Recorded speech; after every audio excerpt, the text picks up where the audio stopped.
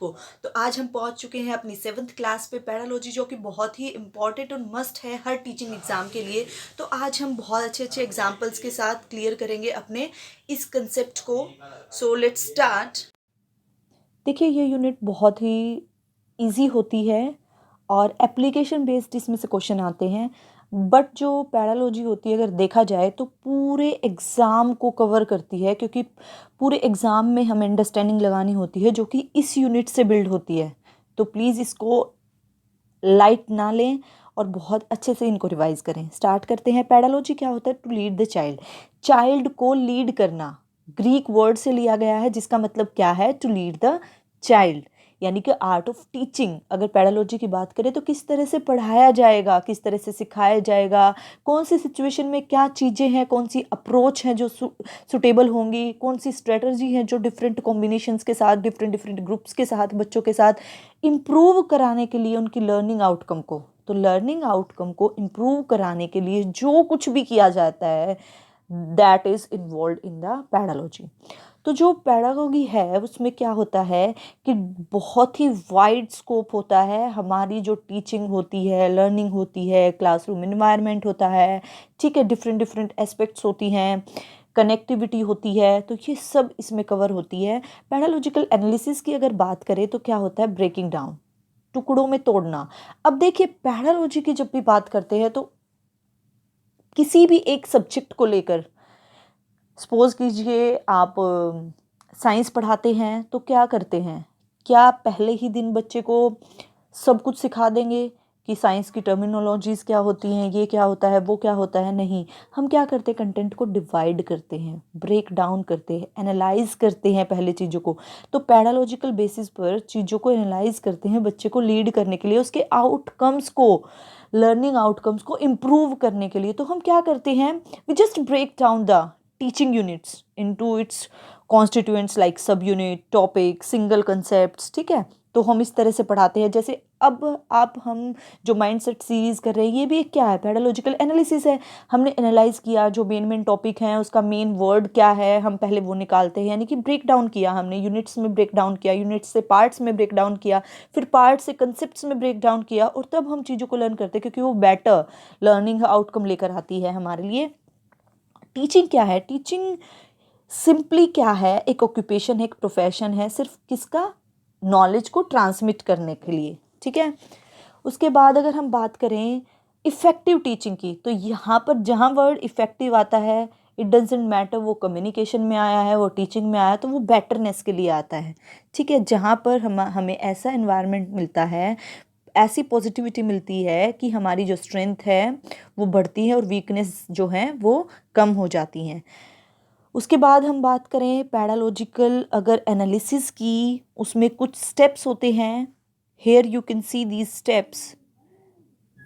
वही अपने सब्जेक्ट को माइंड में रखते हुए पैडालॉजिकल एनालिसिस में क्या करेंगे? सबसे पहले डिवाइड करेंगे कंटेंट्स को, सिलेक्टेड यूनिट्स को सब यूनिट्स में अरेंज करेंगे कि किस तरह से हमें कौन सी यूनिट फर्स्ट टर्म में देनी है, कौन सी सेकंड टर्म में देनी है। उसके बाद असेंस राइट करेंगे, यानी कि जो content of selected sub units है। उसके बाद हम एप्रोप्रिएट प्रीवियस नॉलेज को लिखेंगे as required for the sub unit, कि सब यूनिट के लिए कौन सी प्रीवियस नॉलेज रिक्वायर्ड है, यानी कि अगर हमें अगली यूनिट करानी है तो हमें क्या प्रीवियस नॉलेज चाहिए है वो लिखनी होती है। हम देखो, आप लोगों ने बुक भी देखी होगी, छोटे बच्चों की बुक भी होती है, 3rd क्लास की, 4th क्लास की। उसमें एग्जाम्पल्स होते हैं, जो भी यूनिट स्टार्ट होती है उससे रिलेटेड प्रीवियस ईयर कुछ बेसिक्स से रिलेट करते हुए जो उस टॉपिक तक पहुँचाते हैं, तो वो लिखे होते हैं अप्रोप्रिएटली बहुत तरीके से। फिर उसके बाद क्या होते हैं? इंस्ट्रक्शंस लिखे होते हैं कि हम किन ऑब्जेक्टिव्स को अचीव करेंगे इस पर्टिकुलर यूनिट में, पर्टिकुलर चैप्टर में, ठीक है। उसके बाद सिलेक्ट करते हैं अप्रोप्रिएट टीचिंग स्ट्रेटजी, किस यूनिट, किस मेथड से, किस स्ट्रेटजी से हम उस सब यूनिट को पढ़ाएंगे, इंस्ट्रक्शंस को देंगे बच्चों को, ठीक है। उसके बाद सुटेबल एग्जाम्पल्स रखते हैं बच्चों के सामने, ठीक है। उसके बाद हम टेबल प्रिपेयर करते हैं, यानी कि लास्ट में एटलीस्ट 6 क्राइटेरिया रेफरेंस्ड क्या करते हैं? Test items, each with specific criteria, हर यूनिट के लिए एक स्पेसिफिक क्राइटेरिया रख देते हैं, और लास्ट में हम एक टेबल को प्रिपेयर करते हैं। ये हमारी पैडालॉजिकल एनालिसिस के कुछ स्टेप्स होते हैं। इसके बाद अगर बात करें क्रिटिकल पैडालॉजी की, जो कि हमें किसने दी है? फूलो फ्रैर, तो ये बहुत ही इम्पॉर्टेंट है। यहाँ पर क्रिटिकल पैडालॉजी का नाम आते ही आपको समझ जाना कि ये एक टीचिंग अप्रोच होती है जो कि क्रिटिकल थ्योरी से क्या की गई है, इंस्पायर्ड होके बनाई गई है। और जो फूल फ्रायरे हैं, इन्होंने अपनी बुक पैडालॉजी ऑफ द ओप्रेस्ड में एंड बेल हुक्स, इन्होंने क्या किया था, टीचिंग को क्या किया था, ट्रांसग्रेस किया था।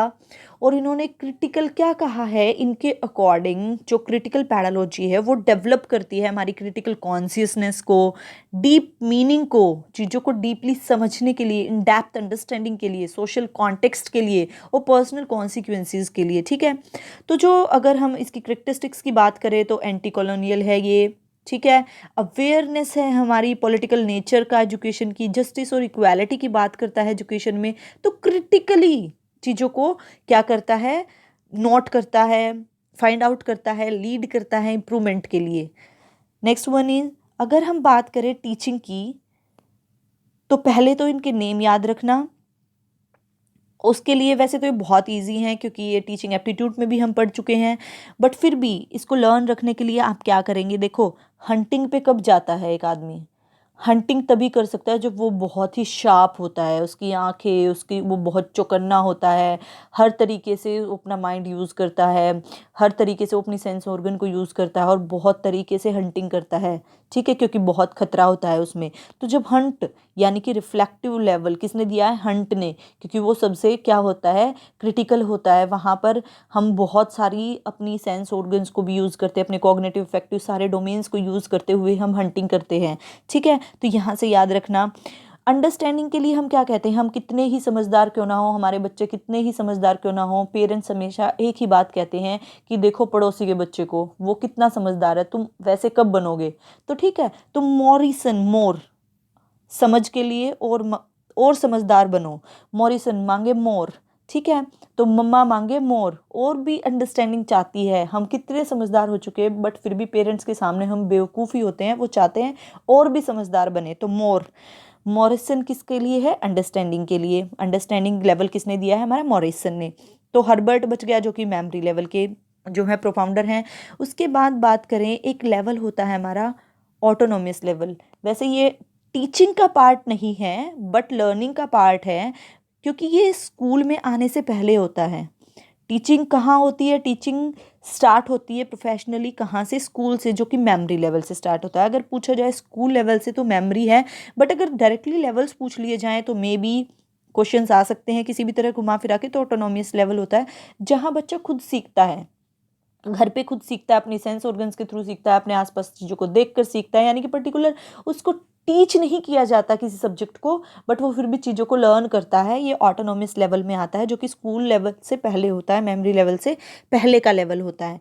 उसके बाद जो है अंडरस्टैंडिंग लेवल आता है। मेमोरी लेवल में हमारी लर्निंग, रिटेंशन, रिकॉल, ये कुछ यहाँ कीवर्ड्स दिए गए हैं, इनको बहुत ध्यान रखना कौन सा कीवर्ड किससे रिलेटेड है। अंडरस्टैंडिंग में जो है एक्सप्लोरेशन, प्रेजेंटेशन, एसिमिलेशन, ऑर्गेनाइजेशन। अच्छा, बहुत बहुत बार कन्फ्यूज़न होता है कि जो रेसिटेशन है वो मेमोरी में है या अंडरस्टैंडिंग में। ध्यान रखना, रेसिटेशन हमेशा अंडरस्टैंडिंग लेवल में आता है, मेमोरी लेवल में। कई बार बच्चों को लगता है कि मेमोरी लेवल में बोल बोल के लर्न कराया जाता है, चीज़ों को रिकॉल कराया जाता है, अपने पीछे बुलवा बुलवा के टीचर्स लर्न कराती हैं छोटे बच्चों को। तो जो रेसिटेशन है वो भी एक तरह से क्या है, रिसाइट करना, गाना। ठीक है, पोयम को गाने का तरीका जिसको रेसिटेशन बोलते हैं। तो लगता है कि ये मेमोरी लेवल में, बट ये मेमोरी लेवल में नहीं होता, क्योंकि रेसिटेशन बहुत इजी नहीं होता है, पोयम को समझना और उसको उसके तरीके से रेसिटेट करना। ठीक है, तो ये अंडरस्टैंडिंग लेवल में आता है। ये जब बच्चे की समझ बन जाती है, जब वो कर पाता है, रिफ्लेक्टिव में problem solving, critical, independent, original thinking, ये सब आ जाता है। उसके बाद हमारा नेक्स्ट है एंड्रोगोगी की बात करते हैं, जो कि जिसे कि एडल्ट लर्निंग कहा जाता है। और एडल्ट लर्निंग किसने दिया है, मैल्कम शेफर्ड नॉल्स ने दिया है 1968 में। और ये बहुत ही इम्पॉर्टेंट कंसेप्ट है। इसमें क्या बात की जाती है, इसमें 5 एजम्पशंस दिए हैं हमारे मैल्कम ने। सेल्फ कंसेप्ट की बात की जाती है। ठीक है, पास्ट लर्निंग एक्सपीरियंस की बात की जाती है, रेडीनेस टू लर्न की, प्रैक्टिकल रीज़न टू लर्न कि क्या प्रैक्टिकल रीज़न है जिससे सीख रहा है एक एडल्ट, क्योंकि यहाँ एडल्ट क्या होता है, अपने पर डिपेंडेंट होता है, एक बच्चे की तरह। बच्चा बहुत बार स्कूल से बचता भी है, रोते हुए भी स्कूल में जाता है, उसके साथ ज़बरदस्ती करनी पड़ती है। बट यहाँ एडल्ट लर्निंग में ऐसा कुछ नहीं होता है, वो एडल्ट पर डिपेंड हो जाता है और कोई ना कोई प्रैक्टिकल रीज़न होता है कि वो कुछ चीज़ें सीख रहा होता है। ठीक है, ड्राइवन बाय इंटरनल मोटिवेशन, उसका खुद का इंटरनल मोटिवेशन होता है। 4 प्रिंसिपल्स पर बेस्ड होती है हमारी एडल्ट लर्निंग। तो यहाँ पर हम 4 प्रिंसिपल्स की बात करें तो फर्स्ट प्रिंसिपल है नीड, यानी कि जो एडल्ट की नीड होती है टू बी इन्वॉल्व, वो इन्वॉल्व होती है कि प्लान करने में, चीज़ों को इवैल्यूएट करने में, अपने खुद के इंस्ट्रक्शंस को कि किस तरह से क्या करना है, कैसे आगे बढ़ना है। उसके बाद सेकंड होता है टास्क ओरिएंटेड। जो टास्क ओरिएंटेड होती है हमारी, जो एंड्रोगोगी होती है, वो कैसे, क्योंकि जो इंस्ट्रक्शंस होते हैं वो टास्क पे बेस्ड होते हैं इंस्टेड ऑफ मेमोराइजेशन। मेमोराइजेशन नहीं होती है यहाँ, क्योंकि मेमोराइजेशन छोटे बच्चों के केस में होती है, पैडालॉजी के केस में होती है। तो जो लर्निंग एक्टिविटीज़ होती हैं should be in the context of common task performed. ठीक है, उसके बाद हमारा नेक्स्ट आता है इंटरेस्ट। तो इसमें एडल्ट खुद इंटरेस्टेड होता है कुछ चीज़ों को करने के लिए। ठीक है, इमीडिएट रेलिवेंस, इम्पैक्ट के लिए, जॉब के लिए, पर्सनल लाइफ के लिए। उसके बाद प्रॉब्लम सेंटर्ड होती है ये, rather than the content oriented. ठीक है, ये कंटेंट ओरिएंटेड नहीं होती, ये प्रॉब्लम सेंटर्ड होती है। उसके बाद अगर बात करें सेल्फ डायरेक्टेड लर्निंग की, तो ये एडल्ट लर्निंग का 70%, यानी कि जो एडल्ट लर्निंग है वो भी हमारी 70% क्या होती है, सेल्फ डायरेक्टेड होती है। आप लोग बहुत ही फेमस वर्ड सुन रहे होंगे आजकल कोरोना के चक्कर में, आइसोलेटेड, कि आइसोलेट कर लिया अपने आप को, क्योंकि वो उसको शक था कि वो पॉजिटिव है, तो आइसोलेट कर दिया जाता है जो पॉजिटिव होता है। तो ये क्या है, सेल्फ डायरेक्टेड को याद रखना, आइसोलेटेड। आइसोलेटेड एक्टिविटीज़ होती है इसमें, यानी कि बंदा खुद करता है, एक ऐसा प्रोसेस होता है जिसमें एक इंडिविजुअल खुद एक्टिविटीज़ को परफॉर्म करता है without the help of others, दूसरों की हेल्प के बिना। उसके बाद नेक्स्ट आता है ट्रांसफॉर्मेशनल लर्निंग। इसमें क्या बात की जाती है, टीएल में जहाँ बात करें तो ये डिस्क्राइब करती है एक लर्निंग होती है, ये किस तरह की लर्निंग, जब चेंज होती है इंडिविजुअल की थिंकिंग। देखिए, ट्रांसफॉर्मेशनल ट्रांसफर कर दी गई, यानी कि एक जनरेशन से दूसरी जनरेशन में जो थिंकिंग, इंडिविजुअल थिंकिंग चेंज हुई है, मॉडर्नाइजेशन आ गया है, हम लोगों की थिंकिंग रैशनल हो गई है, बहुत सारी चीज़ें ऐसी हैं जो हम छोड़ चुके हैं, बहुत सारी चीज़ें ऐसी हैं एक्सेप्ट कर चुके हैं। तो ये क्या है, ट्रांसफॉर्मेटिव लर्निंग जो है वो चलती रहती, कॉन्टिन्यूस प्रोसेस है। ठीक है, ये चेंजेस हैं the way individuals think about themselves, about their world, वो अपने आप को कैसे देखते हैं, कैसे समझते हैं। ठीक है, वो अपने संसार को, वर्ल्ड को कैसे समझते हैं, कैसे देखते हैं, और किस तरह से इन्वॉल्व करते हैं, अब शिफ्ट करते हैं अपनी कॉन्शियसनेस को। ठीक है, जैसे कि अगर एग्जांपल लें तो English language learn often report shift in their view of US culture. ठीक है, तो इस तरह से ये क्या है, communicating in a new language. तो इससे क्या हुआ, गेन कॉन्फिडेंस, कॉन्फिडेंस आता है। आपने देखा होगा नॉर्मली जिसको इंग्लिश आती है एज कंपेयर हिंदी, तो वो मोर कॉन्फिडेंट दिखता है आपको सबके सामने खड़े हुए। तो ये क्या है, ये कुछ वे ऑफ थिंकिंग है जो इंडिविजुअल्स की है, जो चेंज होती है, that is known as transformational learning. उसके बाद अगर हम बात करें थ्योरी ऑफ एंड्रोगोगी की बात होती है, तो ये क्या है, सपना देखना और उसको सच करना। सपने सिर्फ देखना नहीं, थ्योरी ऑफ एंड्रोगोगी की बात आती है, क्योंकि एंड्रोगोगी क्या है, सेल्फ लर्निंग की बात करता है, सेल्फ डायरेक्टेड की बात करता है, प्रॉब्लम सेंटर्ड बात करता है कि प्रॉब्लम को सॉल्व करना है वहाँ पर। खुद जो है एडल्ट खुद इंटरेस्टेड है उस काम को करने के लिए। तो यहाँ पर क्या आता है कि अपने सपनों को पूरा करना है, डायलॉग्स में चेंज करना है, उसको सिर्फ सपना नहीं देखना है, उसको एक्टिविटी में लेकर आना है, उसको पूरा करना है। सिर्फ आपने सोचना नहीं है कि नेट और जीआरएफ करना है, बल्कि आपको इसको करके दिखाना है। तो उसके लिए आप खुद मोटिवेटेड हैं।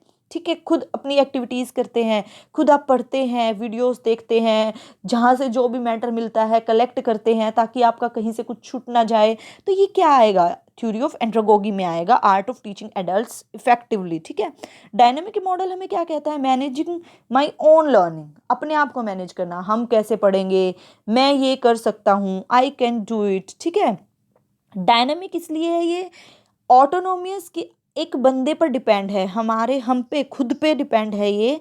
ठीक है, बट डायनेमिक कैसे, क्योंकि चेंज हो सकता है। अब मैं हूँ, मैं आपको कह रही हूँ, मैं कह रही हूँ कि आई कैन डू इट। ठीक है, I can set myself a task, I can reorganise my strength and weaknesses.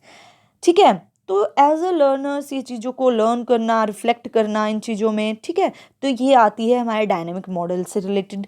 उसके बाद हम बात करें असेसमेंट फॉर लर्निंग की, असेसमेंट ऑफ लर्निंग की, एज लर्निंग की, इसमें बहुत बार कन्फ्यूज़न क्रिएट हो जाता है क्लियर होने के बाद भी। तो इसलिए मैं लड़कों के लिए क्रिकेट का एग्जाम्पल लेके आई हूँ, लड़कियों के लिए कुकिंग का। तो ये माइंड में रख के जब भी ऐसा कोई क्वेश्चन आए तो उसको अप्लाई कर सकते हैं। देखिए, फॉर लर्निंग, अभी हमें लर्निंग करनी है, असेसमेंट कर रहे हैं लर्निंग के लिए, फॉर के लिए, ठीक है। यानी कि अगर आप कुकिंग क्लास में हैं, आपने कुकिंग क्लास ज्वाइन की है, बॉयज़ क्रिकेट क्लास ज्वाइन की है, ठीक है, तो कुकिंग क्लास के चलते चलते जो आपकी असेसमेंट की जाती है ड्यूरिंग, ठीक है, आपको असेस करके देख लिया, आपसे कोई भी खाना बनवा के देख लिया, उधर आपसे आपको अलग अलग तरीके से ओवर देकर, ओवर दिए गए कि आपको 4 ओवर दिए जाते हैं और आपने उसमें इतने सारे रन्स जो हैं वो बनाने हैं।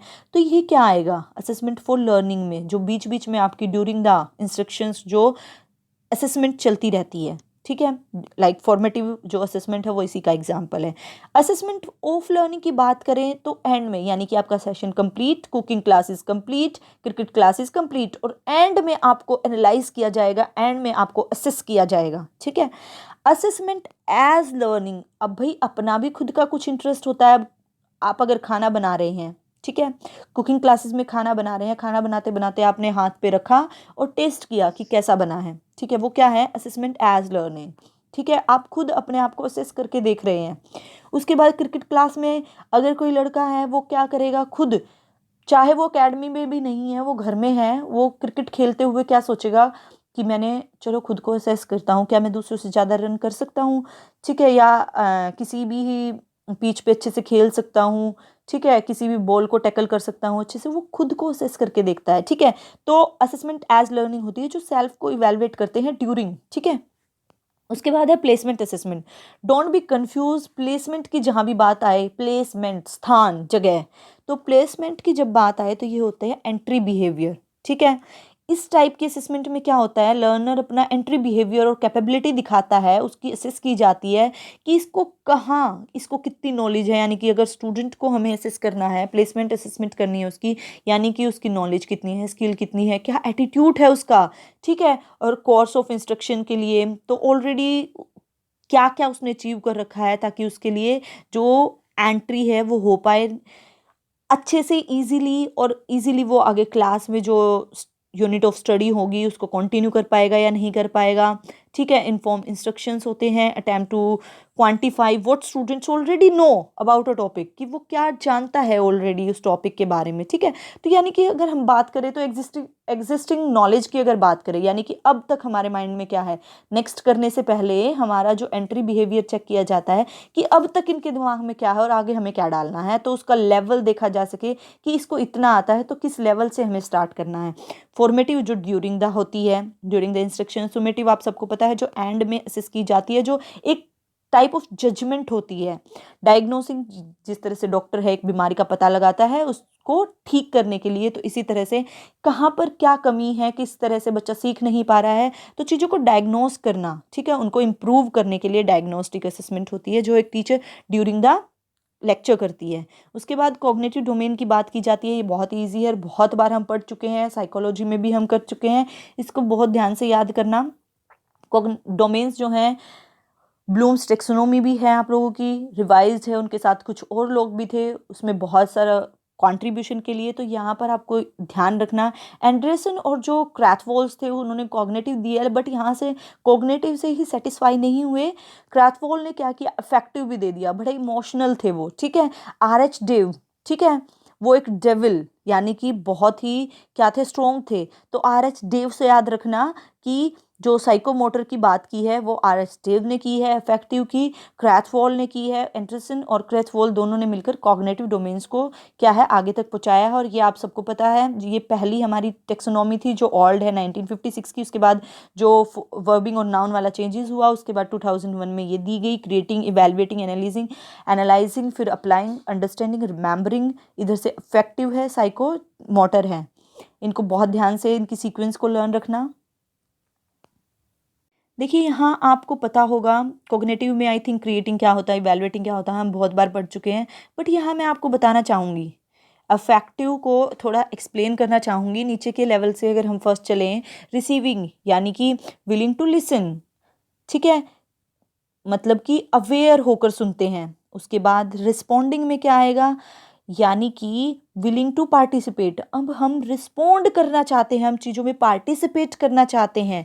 उसके बाद अगर हम बात करें, क्या है, वैल्यूएटिंग यानी कि विलिंग टू इन्वॉल्व, हम चीज़ों में अब इन्वॉल्व होना चाहते हैं, ठीक है। इंटरनाइजेशन भी बोला जाता है इस स्टेज को, become part of the person. उसके बाद बात करें ऑर्गेनाइजेशन की, यानी कि willing to be an advocate, ठीक है। उसके बाद बात करें, यानी कि कोई भी सिचुएशन है where more than one value is relevant, the need arises for the organisation of the value into a system, कुछ भी हो सकता है वो। उसके बाद बात करें करेक्टराइजेशन की, जो इसका हाई लेवल होता है, यानी कि willing to change one's behaviour, lifestyle, way of life, सबसे हाईएस्ट, ठीक है। Emotionally strong. अब यहाँ इसी तरह से हम साइकोमोटर में अगर बात करें तो इमिटेशन, देखो ये तो बहुत इजी है, एक प्रोसेस है हमारा। बच्चा पहले इमिटेट करता है, फिर चीज़ों को मैनिपुलेट करना सीखता है, फिर प्रिसिशन आता है उसमें, फिर आर्टिकुलेशन, फिर उसके बाद नेचुरलाइजेशन पर जो कि हाईएस्ट होता है वहाँ तक बच्चा पहुँच जाता है। यानी कि जो बच्चा है वो क्या करता है, उसका जो एक्ट होता है वो ऑटोमेटिक हो जाता है, that is the attendant to unconsciously, it become a habit, nature बन जाता है फिर वो एक आदमी का, कि वो उसी तरह से एक्ट करेगा।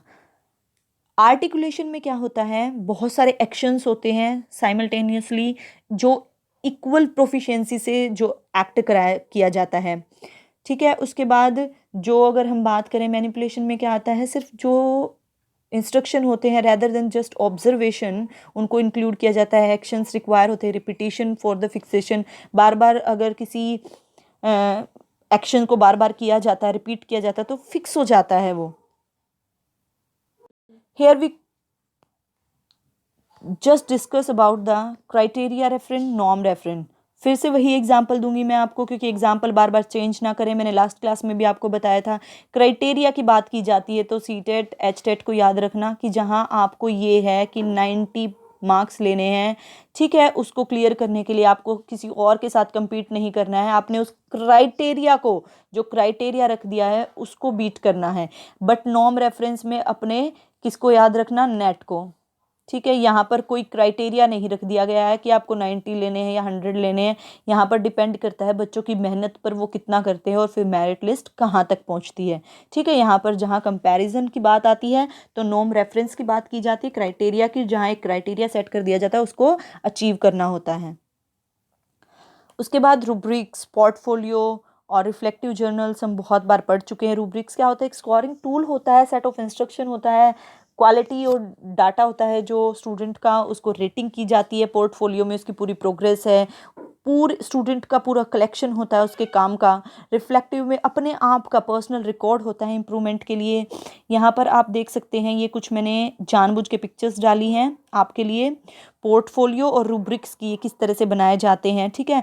पोर्टफोलियो दिया जाता है, किस तरह से रूब्रिक्स में क्रिटिकल थिंकिंग है बच्चे की, ये सब रिकॉर्ड रखा जाता है। ये देखिए यहाँ परफॉर्मेंस कंपिटेंसी कैसी है उसकी डिस्क्रिप्शन दी जाती है, रेटिंग की जाती है, लेवल चेक किया जाता है, उसमें रिकॉर्ड रखा जाता है। तो ये कुछ रूब्रिक्स और पोर्टफोलियो के पिक्चर्स मैंने यहाँ डाली थी। You can zoom, pause and look. और अगर यहाँ से क्लियर नहीं है तो आप एक बार गूगल ज़रूर करना, क्योंकि फिर आप कभी भी इनमें कंफ्यूज नहीं होंगे, रूब्रिक्स और पोर्टफोलियो में। उसके बाद बात की जाती है हमारी इंट्रैक्शन की, फ्लैंडर इंट्रैक्शन जो बहुत ही इम्पोर्टेंट है। ये एक प्रोसेस है एनकोडिंग और डिकोडिंग का, क्लासरूम इंस्ट्रक्शन भी इसको इंट्रैक्शन भी इसको बोला जाता है। 3 डायमेंशन पर बेस्ड है ये, कम्युनिकेशन, कोऑर्डिनेशन और इंटीग्रेटिंग, 3 इनकी बात की जाती है इसमें। और 10 कैटेगरिकल सिस्टम है, मैट्रिक्स यूज़ की जाती हैं इसमें शो करने के लिए परफॉर्मेंस को। डायरेक्टिव इनडायरेक्ट टॉक की बात की जाती है टीचर की, ठीक है। इसमें क्या क्या बात की जाती है कि जो 10 कैटेगरीज हैं वो किस तरह से हैं, टीचर टॉक, फिर डायरेक्ट इन्फ्लुएंस वाले यानी कि पीपल टॉक, उसके बाद साइलेंस। जो टीचर टॉक है यानी कि जो इनडायरेक्ट इन्फ्लुएंस है, उसमें जो है रिस्पॉन्स आता है, रिस्पॉन्स यानी कि एक्सेप्ट फीलिंग, प्रेज और एनकरेज, करना, ठीक है, एक्सेप्ट और uses the idea of people, ask questions. इसमें टीचर टॉक, इसको इनडायरेक्ट क्यों बोला गया है, क्योंकि यहाँ स्टूडेंट का रिस्पॉन्स आ रहा है, ठीक है। उसके बाद डायरेक्ट इन्फ्लुएंस जो बोला गया है, उसमें क्या है, जो डायरेक्टली टीचर क्या करती है, लेक्चरिंग करती है, डायरेक्शन प्रोवाइड करती है या क्रिटिसिज्म, ठीक है, ये जस्टिफाइंग, ये हमारा आता है डायरेक्ट में। उसके बाद 8th और 9th यानी कि हमारा पीपल टॉक में, और पीपल टॉक में भी रिस्पॉन्स में आएगा people talk response, people talk initiation किस में आएगा, इनिशिएशन में। उसके बाद लास्ट कैटेगरी होती है हमारी साइलेंस और कन्फ्यूज़न की कैटेगरी, जहाँ पर पॉज हो जाता है, एक बच्चा शॉर्ट पीरियड के लिए कन्फ्यूज़ हो जाता है कि किस तरह से कम्युनिकेट करे, क्या कम्युनिकेट करे, उसको समझ नहीं आता है, वो चीज़ों को ऑब्जर्व करता है, ठीक है। उसके बाद अगर हम बात करें तो हमारा नेक्स्ट एक और मॉडल बच जाता है चार्ल्स, ठीक है, गैलोवे सिस्टम, जो कि इससे मिलता जुलता है, टीचर ट्रेनिंग टेक्निक से रिलेटेड है, ठीक है। क्राइटेरिया दिया जाता है टीचर को, टीचर इवैल्यूएशन का, यानी कि प्रोडक्ट क्राइटेरिया, प्रोसेस का क्राइटेरिया, ठीक है, प्रीसीज क्राइटेरिया दिया जाता है। पीयर सेल्फ असेसमेंट क्या होती है, जब हम सेल्फ खुद असेस करते हैं और पीयर यानी कि अपने पीयर्स के थ्रू असेस कराए जाते हैं। हम कई बार, बहुत बार अपने दोस्तों को नहीं बोलते हैं नॉर्मली, बहुत बड़ी बात छोड़ो नॉलेज और टेस्ट की, हम बहुत बार तो अपने पीयर्स से ये पूछते हैं, हमने ऐसे कपड़े पहने हैं तो इस सिचुएशन में कैसा लगेगा, ये क्या ठीक है। तो हम क्या करते हैं, अपनी असेसमेंट बहुत बार हम अपने आप को असेस कराते हैं अपने पीयर्स के थ्रू। हेलो, हम अपनी 7th क्लास को भी कंप्लीट कर चुके हैं। लास्ट में बस मैं आपसे एक बात करना चाहती हूँ, बिलीव। हम बिलीव करते हैं, अपने पेरेंट्स पे करते हैं, अपने बच्चों पे करते हैं, अपने हस्बैंड पे करते हैं, अपने फैमिली मेम्बर पर डिपेंड होकर रह जाते हैं। सिर्फ बिलीव की बात है, और देखो बिलीव करना चाहिए, बिलीव हम गॉड में भी करते हैं। तो सिर्फ एक बार सबके बिलीव को मिलाकर सिर्फ खुद पर बिलीव करके देखो, that we can, I can, dynamic model पढ़ा है ना हमने, उसके थ्रू कि ऑटोनोमस होके देखो, आप अपने आप को खुद को बोलो कि मैं कर सकती हूँ, मैं कर सकता हूँ, एंड यू कैन डू, ठीक है। तो जो बिलीव वर्ड है वो बहुत ही बड़ा है, अगर इसको अपनी लाइफ में इम्प्लीमेंट किया जाए, ठीक है, तो सिर्फ सोचे नहीं, बोले नहीं, इसको इम्प्लीमेंट करें और अपने आप पे ट्रस्ट करें, अपने आप पे बिलीव करें, और बिलीव करते हुए अच्छे से रिवीजन के साथ कंसेप्ट्स को क्लियर करते हुए क्वेश्चंस को प्रैक्टिस करते रहिए, और आपको जीआरएफ तक जाने से कोई नहीं रोक सकता। So be motivated, keep smiling and stay home. घर पे रहिए, सिर्फ कोरोना से बचने के लिए नहीं, बल्कि स्टडी के लिए। Be practical. अब प्रैक्टिकल होने का टाइम है, सिर्फ 1 महीना समझिए और बहुत अच्छे से ये सोचिए, हमने पहले कुछ नहीं पढ़ा है, सब कुछ अब पढ़ना है। बहुत ज़्यादा रिलैक्स होके बैठने की रिक्वायरमेंट नहीं है कि हम पहले पढ़ चुके हैं तो हम रिवीजन नहीं करते हैं। बस वाला एग्जाम्पल आप सबको याद है ना, हो सकता है आप बैठे रह जाएं और भाग के दूसरे बस में चढ़ जाएं। तो इतना भी ज़्यादा रिलैक्स मत होना कि आप सच में ही बैठे रह जाएं। आपको बैठे नहीं रहना है, बल्कि सीट अपनी रिजर्व रखनी है। तो उसके लिए कंटिन्यू करते रहिए, बहुत अच्छे से रिवाइज करते रहिए। किसी भी कंसेप्ट में अगर आप प्रॉब्लम फेस करते हैं, जस्ट कमेंट मी, हम डिस्कस करेंगे उस पर्टिकुलर टॉपिक के बारे में भी। इंस्टेड ऑफ कि हम कंप्लीटली रिवाइज कर रहे हैं, उससे अलग वीडियो बनाएंगे अगर किसी कंसेप्ट में आपको प्रॉब्लम आ रही है।